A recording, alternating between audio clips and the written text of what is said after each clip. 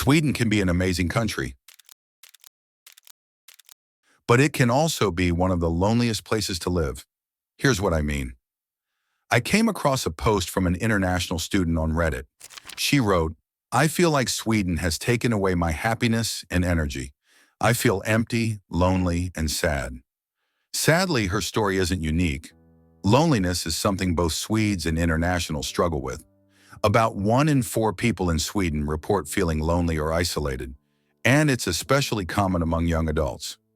But why is loneliness so widespread in one of the world's happiest countries? And more importantly, what can you do if you're feeling lonely in Sweden?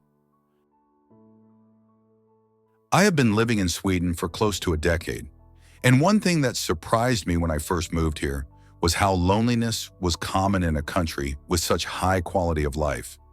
I'd never felt lonely before, and the concept of loneliness was new to me, because I was coming from a very social culture where everyone looked out for each other. We shared meals with strangers, had small talks in elevators, on buses, and even while waiting in line.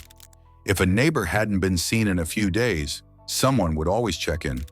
And most people lived with their families until their mid-20s or later. That constant connection created a real sense of community, and it made it almost impossible to ever feel alone. But Sweden is different. It's peaceful, advanced, full of opportunities. But socially, it feels more distant. Independence and self-reliance are central here. Most Swedes move out by age 18 or 19, compared to the EU average of 26. They get jobs, their own apartments, and learn to live without depending on others. A sociologist named Zygmunt Bauman, featured in the Swedish documentary, The Swedish Theory of Love, put it this way: independence has stripped people of the ability to socialize, something that fits well with the Swedish social model. Now, independence and solitude can be great, but they also come at a cost. And one of the biggest costs is loneliness. So what exactly is loneliness? The Swedish Public Health Agency defines it as the gap between the relationships you have and the ones you wish you had. Sometimes it's about quantity, not having enough social interactions. Other times it's quality, when you don't feel understood or connected on a deeper level. So why do people feel lonely in Sweden? One explanation comes from research. It's called the displacement hypothesis. The idea is simple. The more time we spend online, the less time we invest in real-life connections. Think about it. Every extra hour we spend scrolling social media is often an hour taken away from the people who actually matter most in our lives. So next time you're having fika with a friend or sitting at the dinner table, put the phone away and be fully present. Those little moments of real connection are more powerful than you think. But that's not the only reason people feel lonely. Here are a few others. Working from home. Sure, it's convenient, but it also means way less face-to-face interaction. Back in the day, you'd chat with colleagues over lunch or bump into them in the hallway. Now, most of us just sit in front of a screen all day. Situational triggers. Moving abroad is a big one. When I moved from my home country to Sweden, I left behind my friends and family, basically my entire support system. And that's something a lot of immigrants and international students in Sweden go through. Cultural factors. In Sweden, people really value privacy and personal space. It's not that Swedes don't care, they just don't want to intrude. But that politeness can sometimes make people hold back. And over time, it starts to feel like everyone is just keeping to themselves. And here's the tricky part. When these factors combine, we often lose the motivation to reach out. Our minds start telling us negative stories, like, people don't care about me, or maybe I'm not really wanted here. That cycle makes loneliness even deeper. The more negative we feel, the more we pull away. And the more we pull away, the lonelier we become. Before we go further, it's important to separate loneliness from solitude. Solitude is when you actually enjoy being by yourself, and that's not a bad thing. In solitude, you don't feel the pain of missing connections. Personally, I love moments of solitude. Watching a series, taking a quiet walk, or just reflecting on life. The problem comes when solitude lasts too long. When you feel like you can't meet up with friends or don't have a strong circle of family and loved ones, that's when solitude slowly shifts into loneliness. And loneliness isn't just an emotion. It affects how we interact with others and can seriously impact our health. Research shows it's linked to poor sleep quality, higher risk of depression and anxiety, and even increased risk of heart disease and stroke. So if we want to truly enjoy a better quality of life in Sweden, we have to start taking loneliness seriously. And that brings me to the next part of this video: what you and I can actually do to reduce loneliness and build a happier, more connected life in Sweden. Let's start with strategy number 1. Social skills. Low social skills can really limit your chances of forming and maintaining friendships. Not just the number of connections, but the quality too.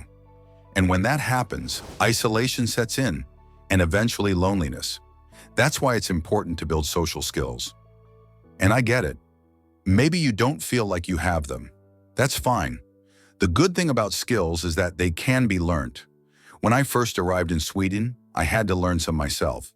So if you're feeling lonely, ask yourself, how much have I actually tried to improve my social skills?